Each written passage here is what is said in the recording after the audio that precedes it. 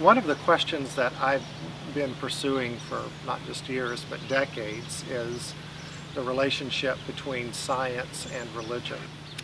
Oxford provided just an incredibly rich environment for that. The ability to bring students face to face with someone like a Richard Dawkins is one part of it.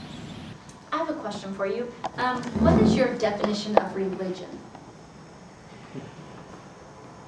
When I use the word religion, I think what I mean is beliefs that are based not upon evidence but upon faith, revelation, tradition, authority, that kind of thing. So obviously classic examples of religions are Christianity, Judaism and Islam. Hinduism is another classic example of a religion. So are the polytheisms of the ancient Greeks and Romans, the polytheism of the Norsemen. Buddhism is more difficult because at least some versions of Buddhism seem to be non-supernatural. I'd be inclined not to use the word religion for non-supernatural beliefs. I'd be inclined to use it for supernatural beliefs which are not based upon evidence but are based upon faith.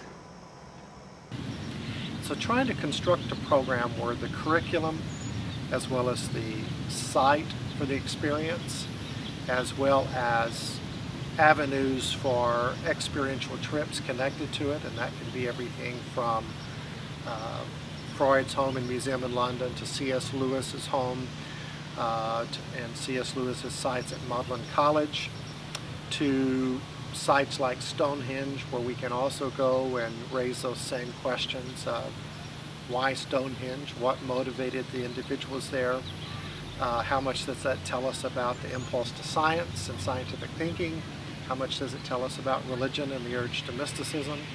Just the richness historically as well as current leading thinkers provides this kind of optimum place for an intense experience for students around these issues.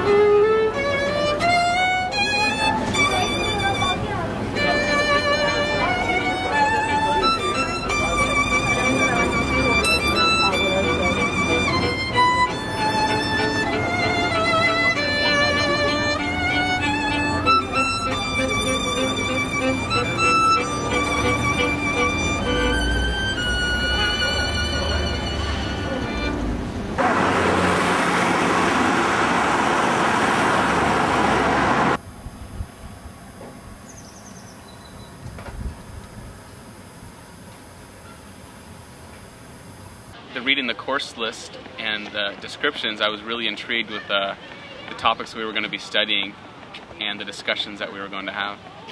I went first to learn about the classes. I thought it was going to be an interesting sort of course to be learning about Sigmund Freud and C.S. Lewis together. You don't normally think of them as being taught as complements to each other, but so I thought that was going to be very interesting. And also, I didn't think I'd ever get to go to Oxford other than that, and I thought it was going to be a really great experience being in some place so historic like that. And I really went to Oxford also for the classes. I'd studied abroad before, and I knew going to England would be more of a traditional study abroad program, but it was really the classes that really piqued my interest in going.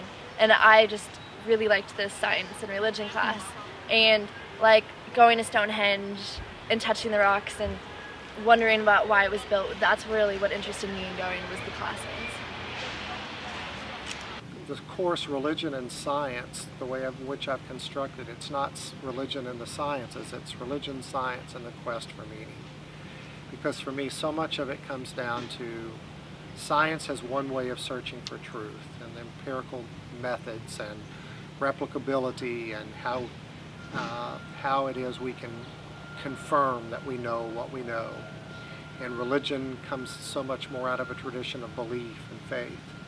And so we've constructed this course as a course that doesn't try to provide answers, but tries to raise very, very good questions. And then read books where the people at least are doing very, very depth, authentic explorations of those questions. The first class that we took as a sort of collaborative effort between the San Diego State students and the Texas students was Science, Religion, and the Quest for Meaning. And we examined a lot of different books by a lot of different authors on how you derive meaning from life.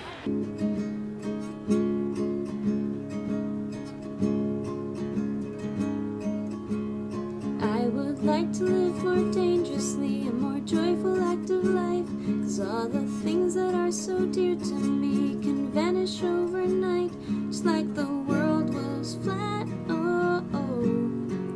not too long ago. Okay, then as a whole group between the San Diego State kids, Texas kids, and the ones from Virginia as well, that was where we did the sort of debate between C.S. Lewis and Sigmund Freud.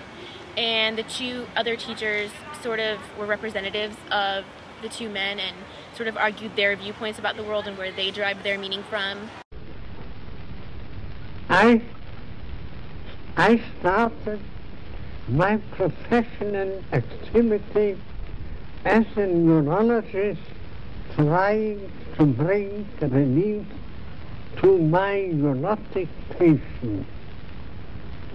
Under the influence of an older friend and by my own efforts, I discovered some important new facts about the unconscious in psychic life, the role of instinctual urges, and so on.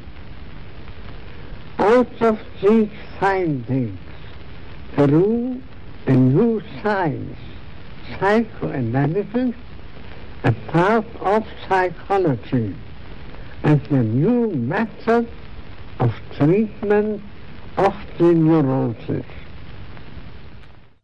I was pointing out last time that the Christian life is simply a process of having your natural self changed into a Christ self, and that this process goes on very far inside. One's most private wishes, one's point of view are the things that have to be changed. That's why unbelievers complain that Christianity is a very selfish religion. Isn't it very selfish, even morbid, they say, to be always bothering about the inside of your own soul, instead of thinking of humanity?